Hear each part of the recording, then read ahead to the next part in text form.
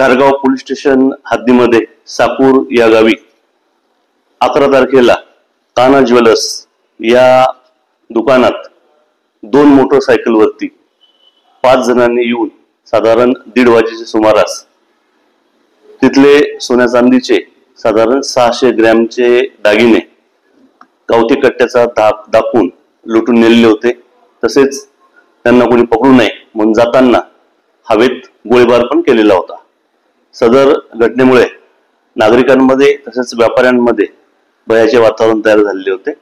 घटनास्थळी तातडीने जिल्ह्याचे पोलीस अधीक्षक श्री राकेशजी ओलासर यांनी भेट दिलेली होती आणि स्थानिक गुन्हे शाखेला सदरबाबत तपासाच्या सूचना दिलेल्या होत्या।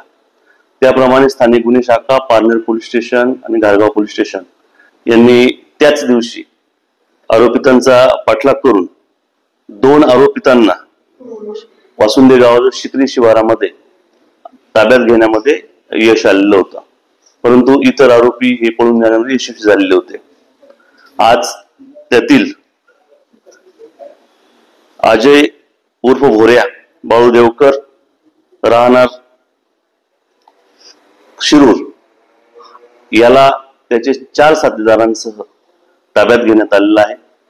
त्यांनी गुन्ह्याची कबुली दिली असून त्यांनी गुन्ह्यात चोरलेलं सोनं साधारण 200 ग्रॅम सोनं हे रिकव्हर करण्यामध्ये तसेच 1 गावठी कट्टा व 2 राऊंड हस्तगत करण्यामध्ये स्थानिक गुन्हे शाखेला यश प्राप्त झालेलं आहे।